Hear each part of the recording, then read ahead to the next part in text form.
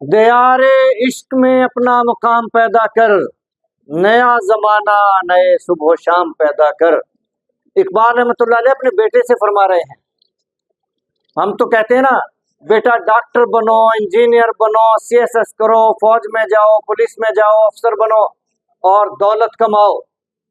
اقبال رحمۃ اللہ علیہ اپنے بیٹے سے کہہ رہے ہیں دیار عشق میں اپنا مقام پیدا کر۔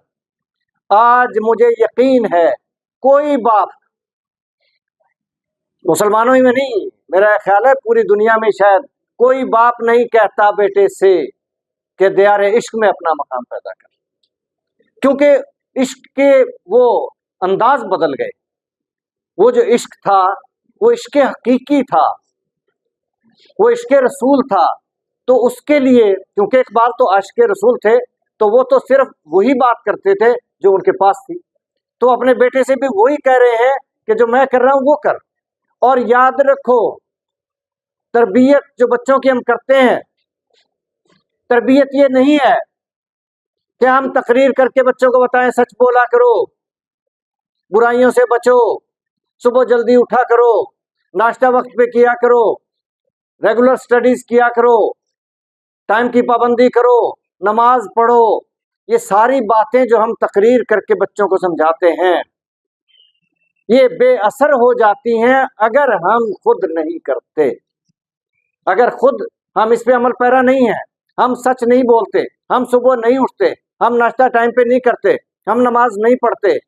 تو جب ہم یہ کام خود نہیں کرتے تو ہماری یہ تقریر تربیت میں نہیں بدلتی، اور اگر ہم یہ سارے کام خود کرتے ہیں تو پھر کہنے کی ضرورت نہیں ہے۔ چلڈرن آر دا بیسٹ امیٹیٹرز، بچے بہترین نقلیے ہیں، وہ جو کچھ دیکھتے ہیں اس کی نقل کرتے ہیں۔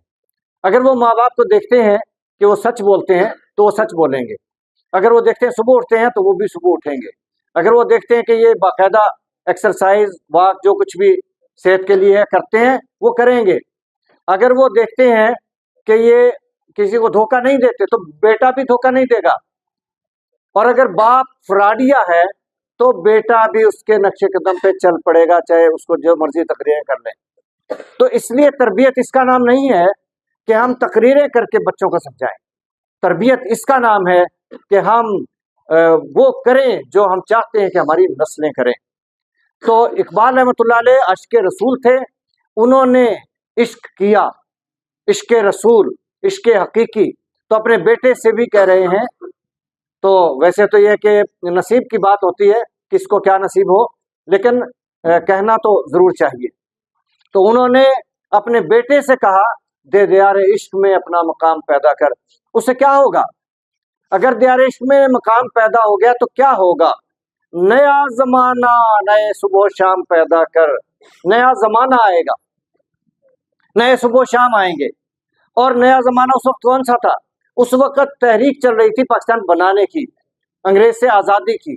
تو نیا زمانہ وہ ہوگا جب مسلمان آزاد ہوں گے، جب آزاد مملکت ہوگی، پاکستان بنے گا، کلمے کی دھرتی ہوگی، کلمے کا نظام ہوگا۔